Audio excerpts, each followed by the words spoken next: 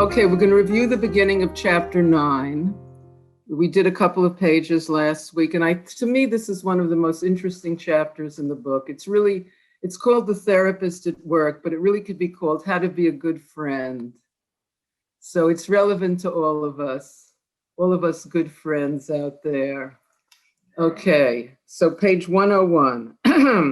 So I'll do the review. I'm not going to read every word. I'll just pick my favorite words, but okay, let's look at the beginning. As we noted earlier, the role of the counselor or therapist can be filled by one's spouse, a close friend, or a spiritual mentor or advisor.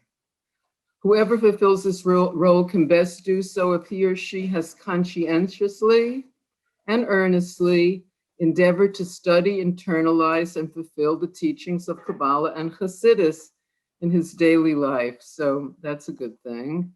By persistently refining our own character, and especially by practicing and acquiring humility through ongoing self-examination, a person acquires the ability to understand and assist those who seek his counsel. Because we have to be working on ourselves. A good friend is working on themselves. Okay. So let's see. Let's go to the next page. So on the next page here, well, let me see. I think okay, let's go on to 104. 104 is where I wanted to begin. That's really the review from the last time. The Hachna'ah, Havdalah, and sweetening in the therapist. Submission, separation, and sweetening in the therapist. Yes. So we spoke about this, like all the beginning chapters of the books that we did long ago, Lifnei Hatzimtzum. We spoke about submission, separation, and sweetening in the person coming for counsel. Now we're speaking about it in the good friend. Okay, so let's look. Until now, we have described the Hachna'ah, Havdalah, Hamtakah process a person must undergo when he or she suffers from psychological problems. So you know that happens sometimes. We're suffering from, I don't know, I should laugh about our suffering from psychological problems, but it's part of the human condition. We have to laugh and cry at the same time. Okay, so that's what we were talking about up till now. The counselor must also undergo his or her, our own version of the same threefold process in order to truly empathize with the person seeking our counsel. So we're going to describe this. Again, this is still a review from last time. So truly empathize, that's good too. Truly empathize, not just empathize, but truly empathize. The counselor must be focused, silencing the voices within his mind, competing for his attention. This corresponds to the meaning of the first syllable of the word chashmal. So chashmal, this mystical spiritual light that the Navi Yeheskel saw in the Meiser HaMerkava. Chashmal, a glow, it's a glowing light. The first syllable chash means silence. So if we're going to help our friend, we have to silence all the other voices within our mind competing for our attention. Like there's going to voice say, isn't this a good time to relive a childhood traumatic experience? And we're going to say, no, I'm going to be here for my good friend. I'm going to be here for my good friend. I'm not going to let other voices compete. Focusing so completely is only possible when the counselor is motivated by true love, based on the fundamental encounter between our soul and that of the person seeking our counsel. So we have to love the person. If we're not able to love someone who's seeking our counsel, we should try to help them find someone who does love them, who can love them. Because you can't give someone your undivided attention like that unless you really love them. Okay, this love is what makes the difference between shallow interest, or worse, mercenary motivation, and true concern. Shallow interest and true concern. Actually, that reminds me of a joke I heard from Y.Y. Jacobson, that the young psychiatrist, it was like he was beginning his analyst, he was beginning working, and he was working all day, and he was just drained at the end of the day. He was just like a wrung out rag from hearing people's problems all day long.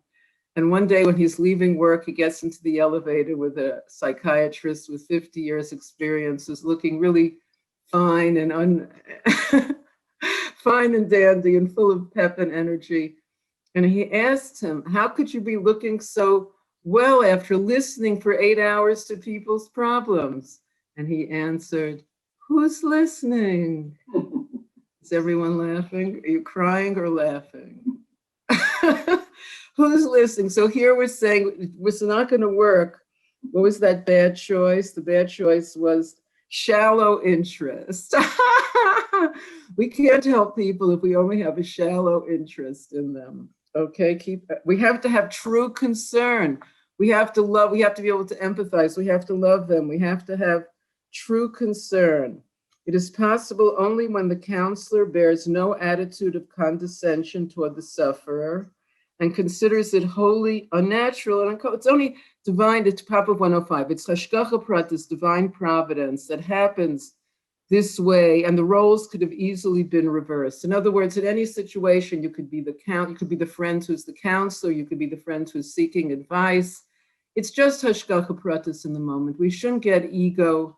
We shouldn't let our ego go too crazy by the fact people are asking us for advice. And then there's a quote from Koheles, how it's all, it comes and goes, whether you're, whatever, up and down comes and goes. And then from Gemara Shabbos 151b, the idea, it's like it's a spinning thing. The hashgacha pratis, sometimes we're the counselor and sometimes we're the being counseled.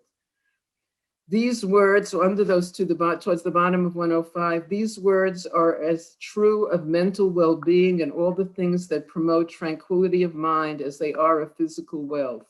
The feeling of commonality with the person before us that the counselor must cultivate is his submission, his hachna'ah. So let's make sure everyone's got that straight. Hachna'ah is not feeling better than the person we're counseling and loving them and feeling true concern. Okay.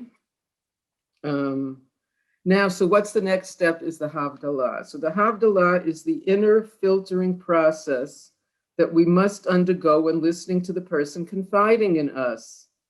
We have to sift through the responses that arise in our mind, weeding out those responses that originate in the yet unrectified regions of our own psyche. In other words, someone comes to us with a problem. We don't want to answer them from the unrectified regions of our own psyche, right? Right. Okay. And we have to then weed out those responses that do originate in a good place, but are more relevant to ourselves and to the person before him. Sometimes it's advice, what we need to hear, that arises in our mind. Once this is done, turning the page, we file away the rejected responses for later reflection. In other words, it's something, but they don't influence our counseling. Things that are not helpful, thoughts that arise in our mind that are not helpful for the person that's seeking our counsel, we file away for later. Okay, the counselor's sweetening stage begins. So that's the Havdalah, deciding on what thoughts to say, what thoughts to file away. That has to be in there. It's not just saying the first thing that arises in our mind. Now, what about this? This is so interesting. The sweetening stage begins when we choose to view these unwanted and irrelevant responses from a deeper perspective and realize that they're a blessing in disguise. Divine providence, hashgacha pratis, has sent the suffering person to us in order to make us aware of those areas of our own psyche that require further treatment. It's unbelievable. How can Hashem make us aware of those areas of our own psyche that require further treatment? By hashgacha pratis, sending us someone who has that problem. Okay, so now the next paragraph takes it even further. The sages say, quote from Pirkei Avos, who is wise? He who learns from everyone. According to the Baal Shem Tov, I'll read this slowly, this includes even learning from the behavior or attitude of an evil person. We must learn to find the same faults in ourselves that we perceive in others, even if in a more abstract or refined way. So we have to find the same faults in ourselves that we perceive in others. Basic Baal Shem Tov. Since we generally do not notice our own faults, Hashem often makes us aware of them by mirroring them to us in other people. So that's it. Other people are a mirror. What we don't like in other people, this is Hashem holding up a mirror. Isn't that handy? Otherwise, we could just go years without recognizing our own faults, and that would be quite sad, right? So instead, Hashem shows us other people with those faults. Only when we rectify the fault in ourselves, the Baal Shem Tov concludes, are we able to help the person to whom we observe the fault as well. So we're going to speak more about that. We have to rectify the fault in ourselves. That's a big deal. Oh no. First it's horrifying that I have this fault. And then not only that, I have to rectify it. Now that's a big job, but that's what we have to do. If we want to be a good friend, this is the advice for being a good friend. Now, that's as far as we got in the text last time, but we did read footnote 10, which I'd like to read again as part of our review before we go on. That's on page 172, the footnotes for chapter 9. Footnote 10, remember it's a quote from Meor Einayim, the first Chernobyl Rebbe, Rabbi Nachum of Chernobyl. And the Rebbe quotes it, our Rebbe quotes it in Likutei Sichos, volume 10. So here's the quote. The Baal Shem Tov interpreted the apparent redundancy of the phrase, rebuke, you shall rebuke your friend, which is in Vayikra, to mean first rebuke and correct yourself, and then you will know how to rebuke and correct your friend. From Keser Shem Tov 131. So this is saying the idea, this is Baal Shem Tov teaching. First, we have to correct the flaw in ourselves. Isn't that lucky? We don't have to go around with those hidden flaws that we're not seeing. We're getting to see them, and then we're trying to correct them, and then we can help our friend. Let's make a l'chaim to that. L'chaim, l'chaim. Could a few more people please put on your phone, your videos? Come on, oh, look, a person. It's so exciting. It really helps. Like, it really helps just seeing your faces there. Oh, yes. Come on, one more friend. Come on. Ah, look at that, an old friend from Crown Heights. This is getting very exciting. Conasara, hey, hi there. Okay. So there. So you get the personal attention you might get when you put on your camera. It's worth it. All right, so now we're fresh material back on page 106. We can also learn positive lessons from the negative behavior we observe in others, since character traits that are evil in one context may be good in another. Okay, and there's a famous example here, the small print. It's actually from the Rebbe's Hayom Yom for the date Gimel Iyar. It says, Rabbi Zusha of Anapoli learned 7 ways to serve Hashem from the behavior of thieves. 7 ways to serve Hashem from the behavior of thieves. Here they are. Discretion, daring, attention to detail, industriousness, alacrity, optimism, and persistence. Isn't that beautiful? He learned how to, so even from, he learned these 7 qualities in his service of Hashem. Rabbi Zusha of Anapoli, also the Alter Rebbe wouldn't publish the Tanya until he had the Haskama of Rebbe Zusha. It's right there in the beginning of the Tanya. So he was a pretty cool guy, someone who learned seven qualities in the service of Hashem from a thief.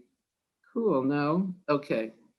Not only must the therapist find the problem of the person seeking his counsel in himself, he must fully empathize with him. Fully empathize. Now here's it gets an interesting part. He must move cautiously between, on the one hand, full subjective identification with the world of the person seeking his counsel. Hold that on one side, full subjective identification with the world of the person seeking our counsel. And on the other side, the objective distance which affords him a clear perspective. Get that? So we have to really empathize with the person and his world and what caused him to have the problem that he's saying he's having. We have to be able to be there for the person in his world, to feel what he's feeling. But at the same time, the other side of the paradox is the objective distance, which allows us a clear perspective. So it's the balance between those two things. It's very important. This is how to be a good friend, how to be a good counselor.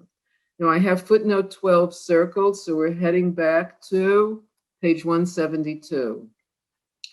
This is a quote from the Frierdiker Rebbe, Rabbi Yosef Yitzchak, from Sefer HaMaimorim Contrasting, Volume 2. So the footnote says, Rabbi Yosef Yitzchak of Lubavitch encouraged all of his followers to study and integrate the lessons of this discourse.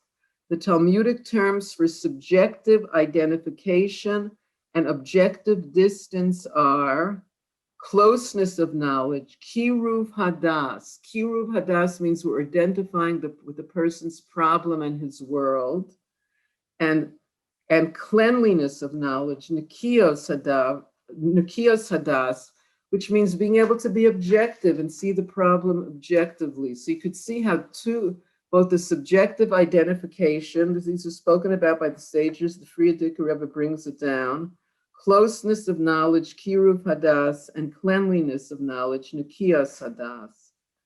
Isn't that cool? Those are the things. Okay, so now we're back to the text, page 107. This is a famous story. The small print here on top, there's a story about the Mittler Rebbe, the second Chabad Rebbe, a famous story. But let's review it.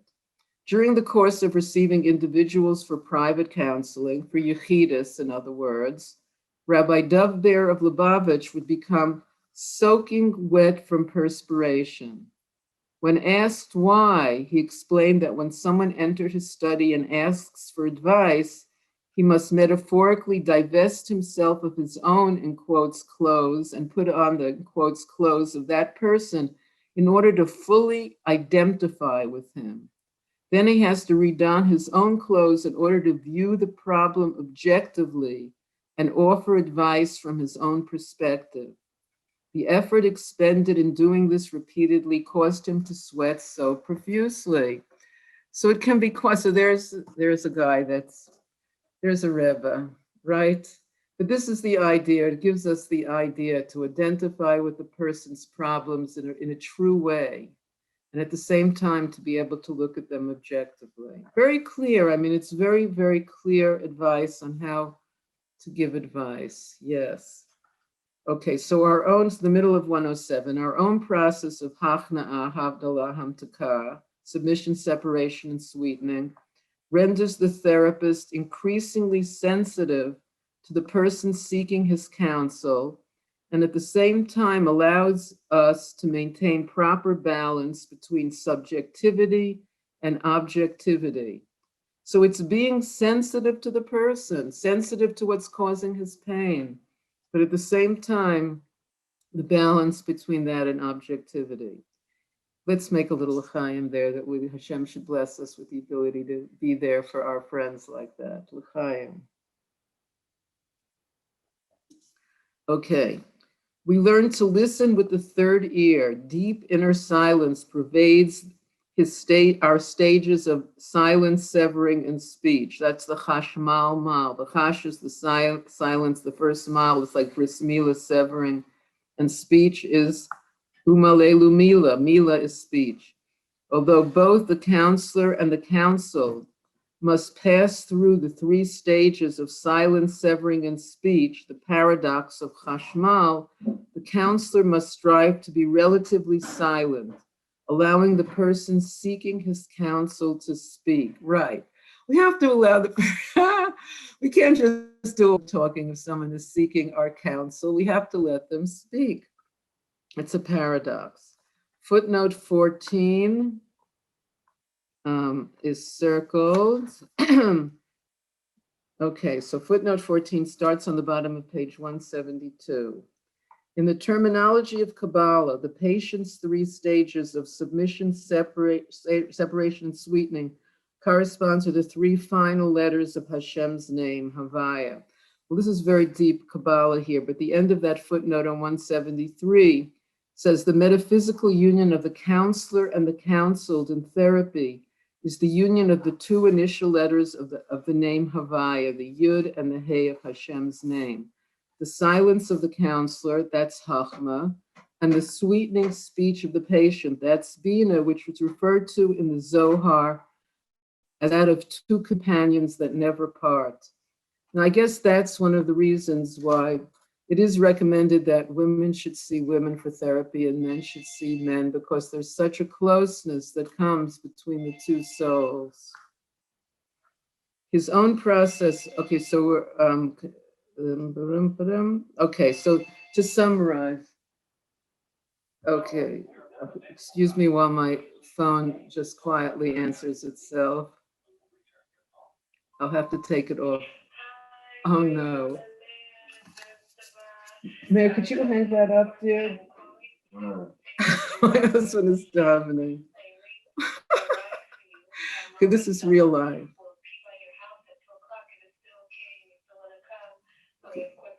Okay, well, it's actually great Sadekas that's speaking on my phone, so she's bathing us in good vibrations. Okay, so there's a chart on the bottom of 107 here. Let's look at it. So looking from the bottom is Hachna'ah, Havdalah, Hamtakah, the submission, separation, and sweetening. So submission is the focusing of attention, silencing of other voices. So the focus, okay. Okay, well, there we go. Now let's refocus. I'm sorry about the intermission there and our precious time. Okay, so the Hachna'ah, silence, is the focusing of attention, silencing other voices. So that's Hachna'ah. I'm not letting the other voices take on my consciousness. I'm here for my friend. I'm not letting my problems take over my consciousness. I'm here for my friend. That's Hachna'ah on the part of the therapist. In short, what's the separation, the Havdalah? Inner filtering, sifting through possible responses. Sifting through possible responses. So I'm separation, which thought is relevant, that arises in my mind is relevant to the person in front of me. And the sweetening is learning from the person seeking help. This is such a humble idea. I mean, it's such a beautiful idea that someone comes to us for help. We can learn from them. We can learn from them. We can learn things about ourselves from them. It's a fascinating idea. Moreover, if we closely examine the psychological workings within the therapist himself, as outlined above, we can discern the full ninefold inter-inclusion of Hachna'ah, Havdalah, and Hamtakah. So I have footnote 15 circled. So let's look, let's get there. Let's get there. Footnote 15 is here on page 173. So if everyone could look at it. The threefold inter-inclusion within sweetening is one of the clearest examples of the Baal Shem Tov's process of Hachna'ah, Havdalah, Hamtakah, submission, separation, and sweetening that appears in his own teachings. He sees this inter-inclusion in the following passage from the book of Tehillim. If you have Tehillim within arm's length, I should have warned everyone, we're going to look at Perek Lamed, chapter 34, lines 14 and 15. I should have warned you all to bring supplies. It's just take a moment, but for those who like to look inside. Okay, which he reads.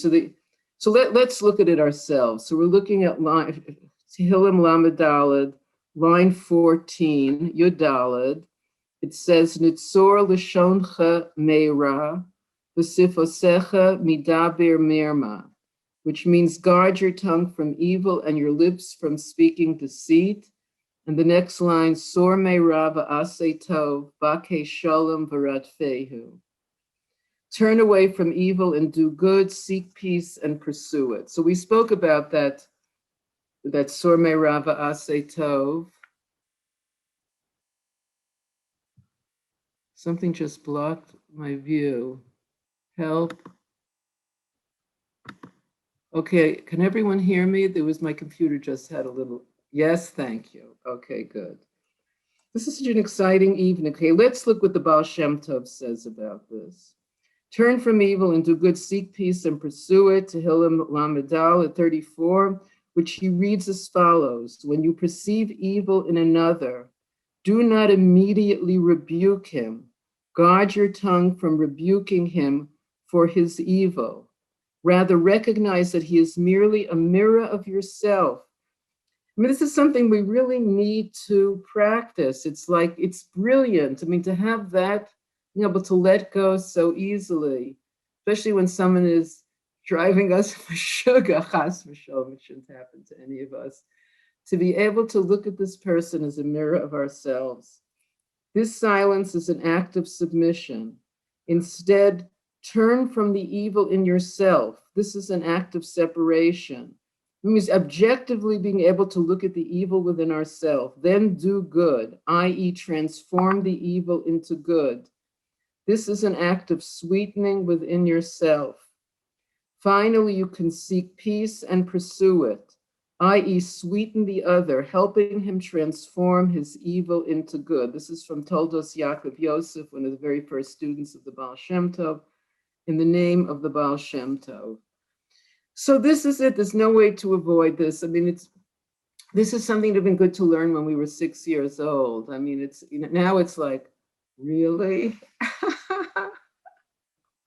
But we have to practice it. This is the meditation and homework for this week. Now you'll be so glad when we see someone who tends to annoy us, or someone comes from us for counseling.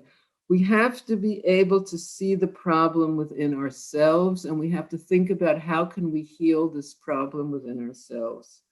I think that's such a brilliant idea. It's something that's pure Torah's Hanefesh. So there's a chart here on the bottom of 173. Let's look at it. So the Hachna'ah is seeing the other as a mirror of yourself, holding your tongue from rebuke. That's sometimes hard, because we could want to say, well, shape up already. This is ridiculous. Shape up, shape up. But we're holding our tongue from rebuke. Then separation is turning from the evil within yourself, means recognizing and turning from it. And the sweetening is transforming the evil within ourselves into good. And then finally, helping the other person transform his evil into good. So that's the ultimate in therapy, helping a person transform his evil into good. And it means we're looking like we're taking responsibility for our problems. You know, in the beginning, we could think our circumstances is what's bringing on our problems, but we've learned in Torah's Hanefesh, the circumstances are always from Hashem. The circumstances of our life are hashgacha pratis from Hashem.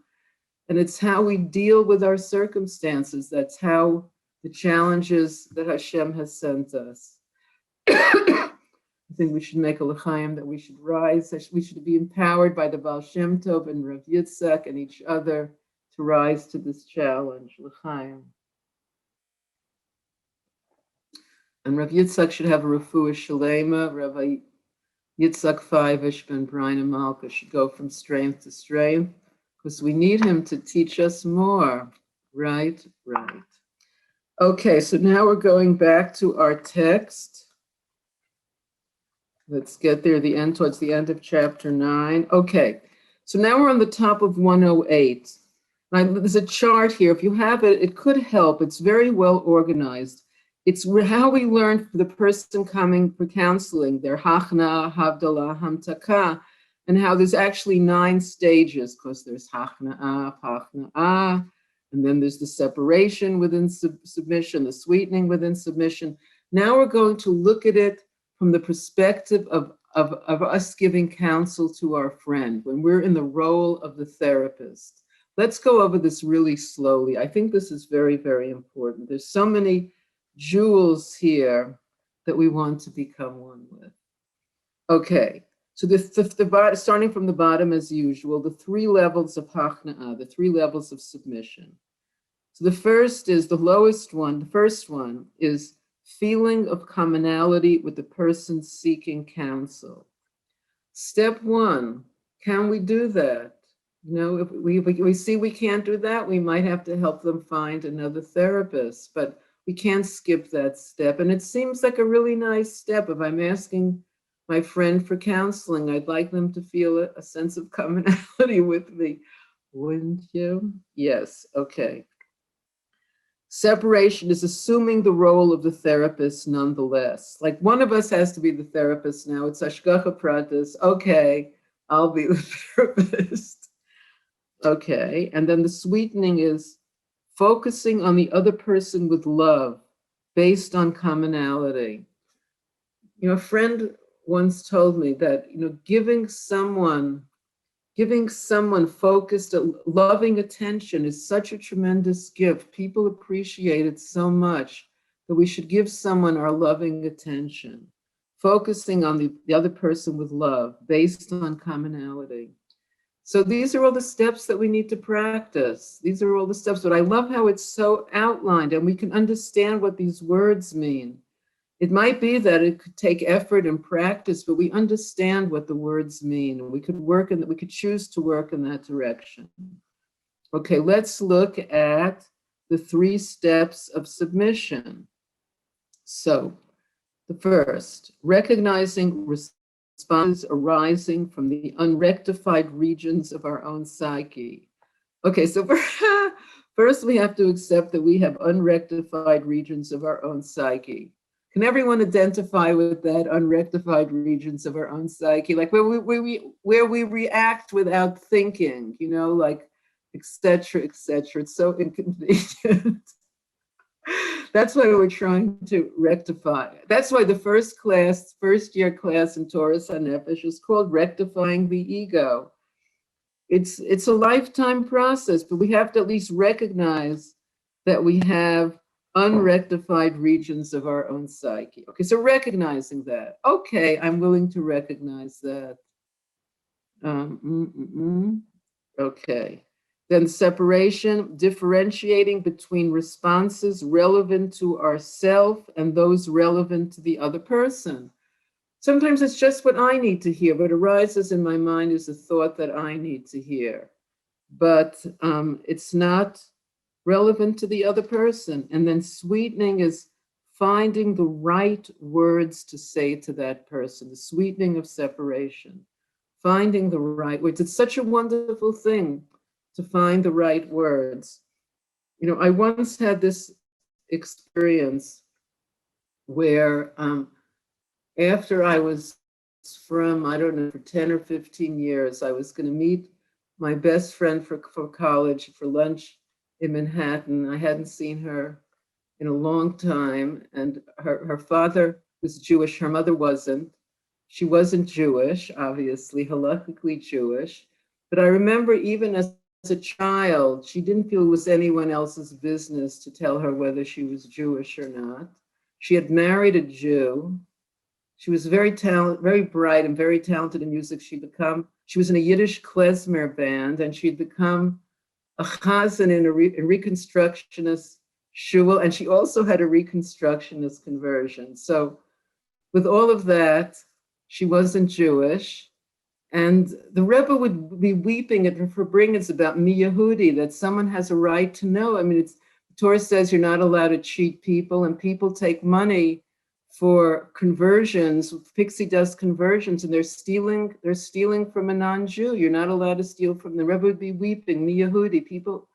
So I knew I'd have to say something about this to her, and I was very anxious about it because I didn't want her to hate me in our first gathering in 15 years. But I spoke to a young Rav at that time in Crown Heights, Rav Levi Gorelik, and told him the story.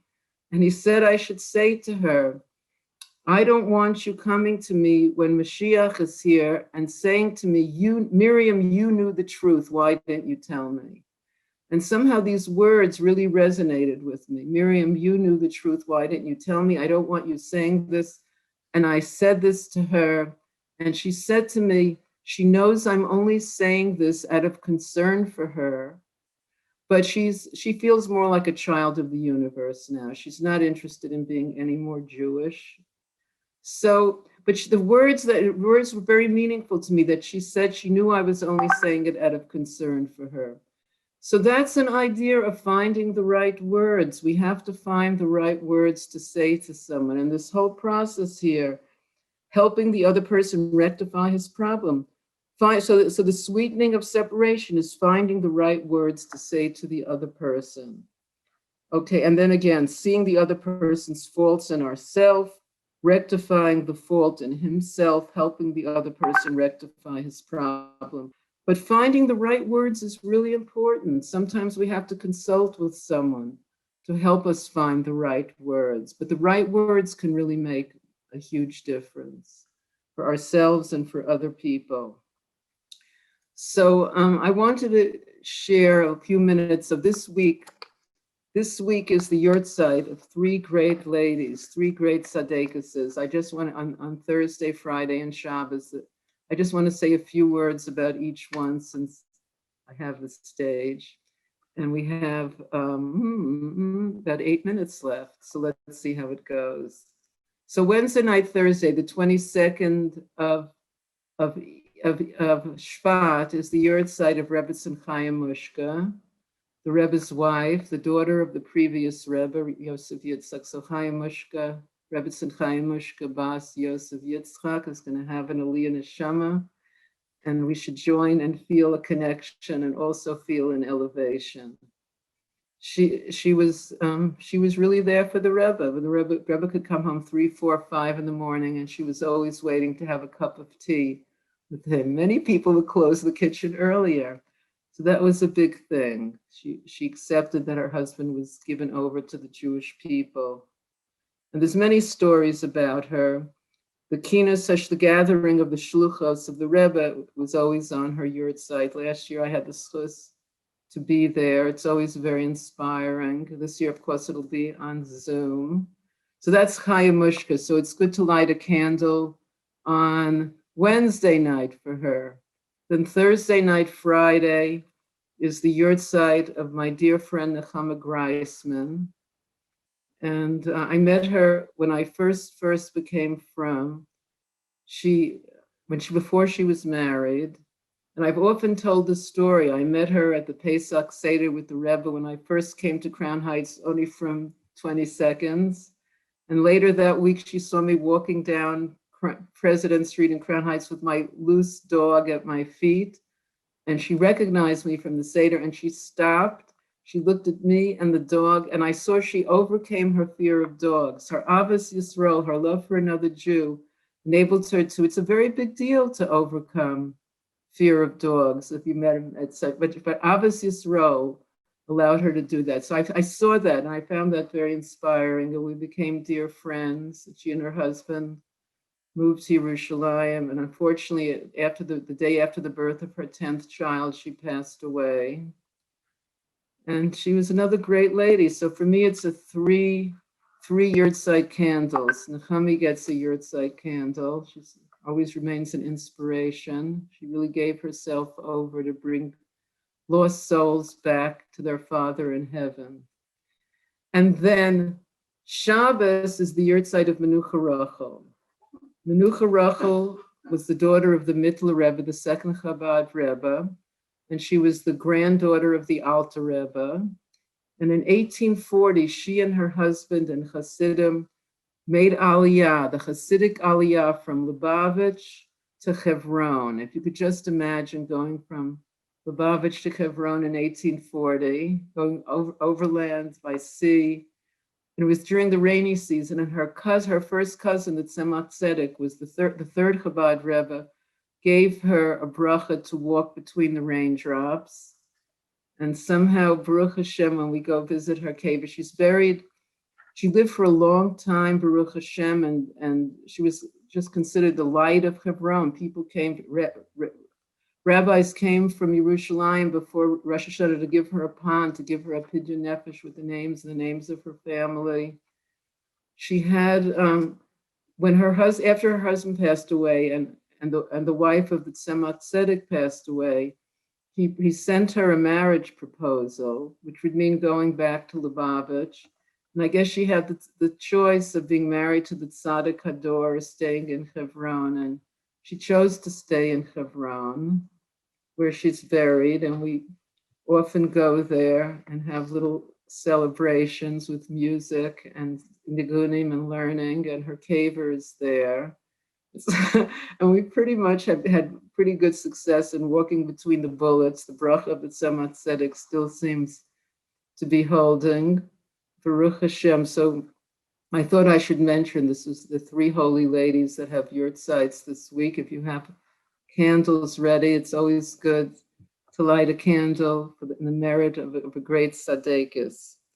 Okay, so now let's look. We still have 4 more minutes. So let's do a little bit more from our book, at least another paragraph. So the value of, so back to 108, we're almost finished with this chapter, the therapist at work, or again, we could call it the best friend at work, because it's really saying how to be a good friend, how to be popular, give people loving attention. People love loving attention. It's like, we have to give people loving attention, how to be a good friend, to put the thoughts out of our mind of our own problems and being able to focus on our friends.